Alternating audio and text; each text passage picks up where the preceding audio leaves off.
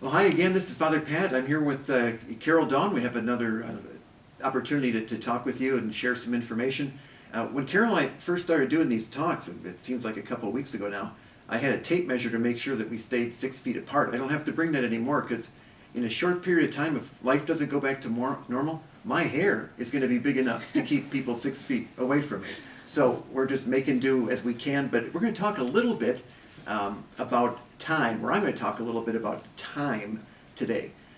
Under the circumstances that we're in, we probably all have a lot more time than we had before, but the church has a particular relationship with time that I want to talk a little bit about.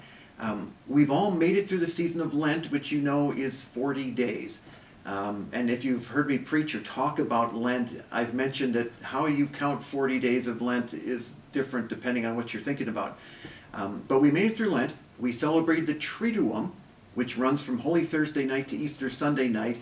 It's 3 days, but the church really looks at it as one celebration that's extended over 3 days because we just need that long to celebrate it. So you got 40 days of Lent, 3 days of the Triduum. We are now in the 50 days of the Easter season. The Easter season is counted, those 50 days, this I can tell you for sure. Easter Day is the first day of the Easter season. The following Sunday is the 8th day, and then you get 8, 15, 22, 29, 36, 43, and the 7th Sunday is the 50th day, Pentecost, which means 50th. That ends the Easter season.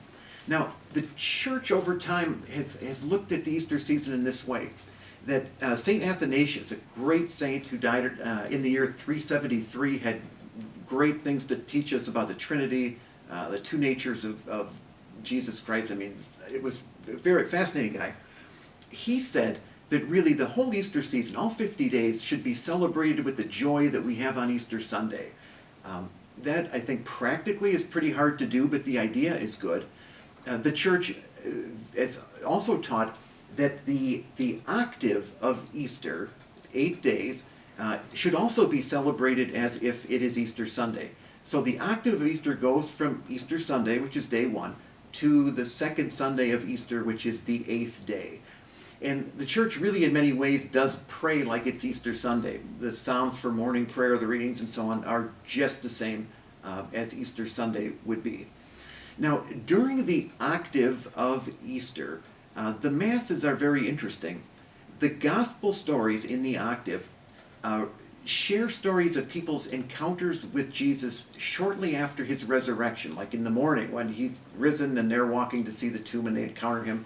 There are many different stories in the scriptures, and these stories are kind of read from different perspectives during the octave. The first reading during the octave is always taken from the Acts of the Apostles, and it talks about what the apostles did in the early days of the church, where they were proclaiming the risen Lord. Now, we probably know that they were not doing that until after Pentecost had happened. Pentecost is when the Holy Spirit came upon them, gave them courage to go out and proclaim Christ crucified, risen. They didn't really get going on that until Pentecost. That's when this activity started. But during the Easter season, those are the accounts that we read. Because, of course, if we waited to Pentecost to celebrate those readings, the Easter season would be over. So, very powerful, great readings during the Easter season. Just love them. The Acts of the Apostles is always good stuff, and the Gospels are very powerful as well. Now, Pentecost, that 50th day of the Easter season, is important because it's considered the birthday of the church. And I just give you this one suggestion. It's not original to me. I have no idea who taught this to me. But it's the idea that when we celebrate Pentecost, we're not celebrating so much that the church has a mission. We are celebrating the fact that the mission has a church. Sounds like it's kind of verbal games, but it really gets the order correct, in that there really is no such thing as the church until you've got a body of people who are going to go out and proclaim Christ crucified and risen. And it was only after Pentecost that happened. That's when the apostles had the courage to do it. So that is really the birthday of the church, and it's a wonderful day to end the Easter season. It is the 50th day after Easter. The apostles went forth, and we know the story from there. Great stuff. Now, as I mentioned before, the octave of Easter goes from Easter Sunday to the second Sunday of Easter, which is also now called Divine Mercy Sunday. And it is about Divine Mercy that Carol will now talk to us. And with this next Sunday being Divine Mercy Sunday, and the fact that we have a neighboring parish called Divine Mercy, I thought that this might be something that, while a lot of us have probably seen the image of Divine Mercy, it's not a devotion that we grew up with, because in fact it was a devotion that was made a feast of the church only in the year 2000 by Pope John Paul II.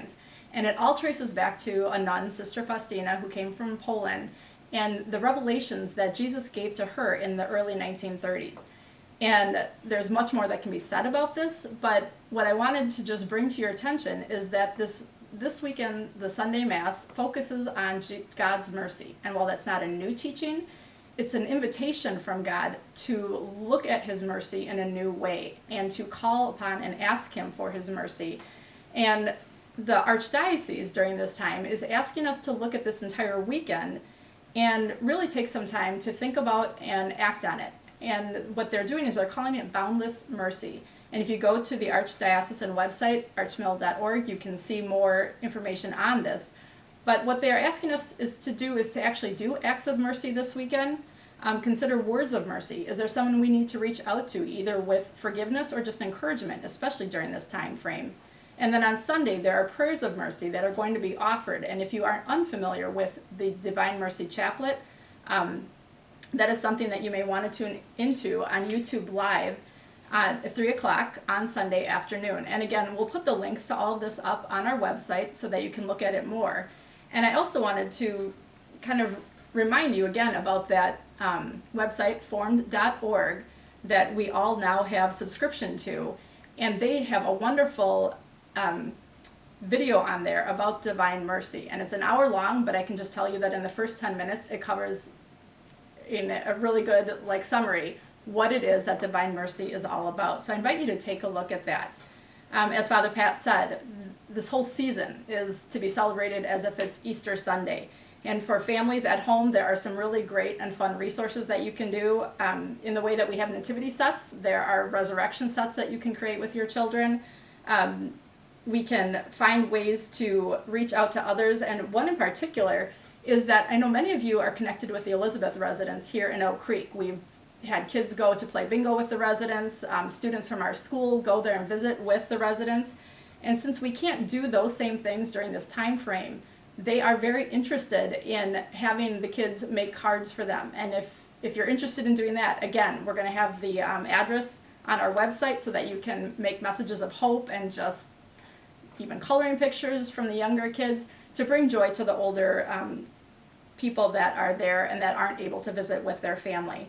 Another thing that I want to remind you of is that during these days, we still have the church open for private prayer. Tuesday, Wednesdays, and Thursdays from 10 o'clock till 2 o'clock in the afternoon. The church is open, and as long as you can maintain the social distancing, we would love to have you come and spend some time in private prayer in the church.